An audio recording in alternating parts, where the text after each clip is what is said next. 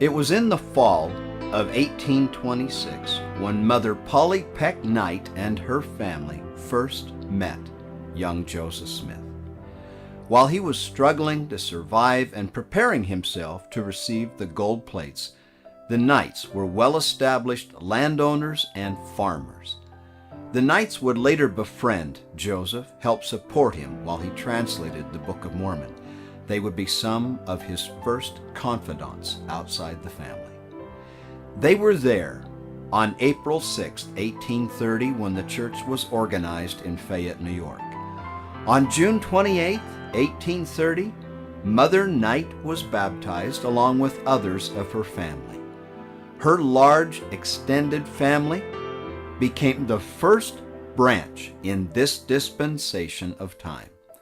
And because of their neighbors and because of their numbers, they drew intense persecution where they lived in Colesville, more so perhaps than any other group in that period of church history. It was difficult for them, and Joseph spent considerable time among them, teaching and ministering. Then in December 1830 came a startling revelation. The church was to assemble together at the Ohio, meaning the entire church was moving. A succeeding revelation declared, "They that have farms that cannot be sold, let them be left or rented as seemeth them good."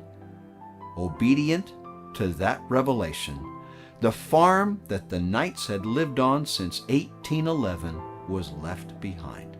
Part of it still not sold when they set out for Ohio.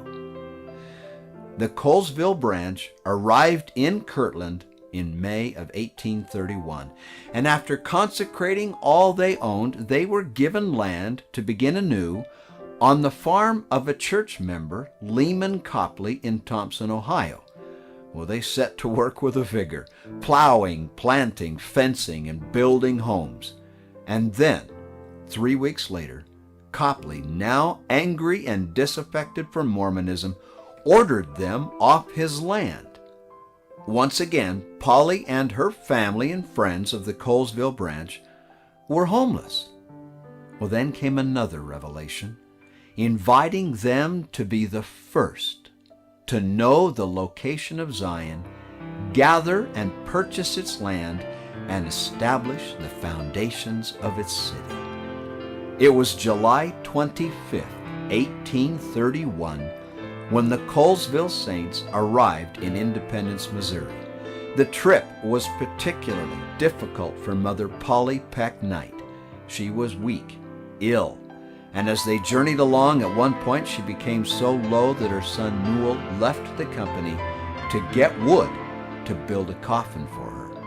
Yet Mother Knight hung on, determined to make it to Zion and praying that she would. And she did, and was able to participate in laying the foundations of that eternal city. And in the dedication ceremonies, both of the land and its temple, she was there. No sooner was that complete than on August 6, 1831, Mother Polly Peck Knight quietly fell asleep, rejoicing in the everlasting gospel and praising God that she was able to see the land of Zion. Her greatest desire had been fulfilled. We today scarcely understand the significance of Zion and what it meant to this dear woman.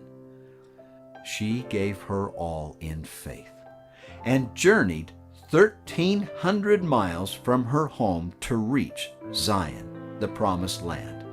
Interestingly, that would be the same distance that later thousands would travel from Nauvoo to Salt Lake. And there Mother Knight lies, a worthy member asleep in Jesus until the resurrection. She died just on the west side of the Big Blue River, west of Independence, Missouri, becoming, as it were, the matriarch of the gathering, the first of thousands who would sacrifice all that they had and all that they were, and would die on the journey to Zion following prophets.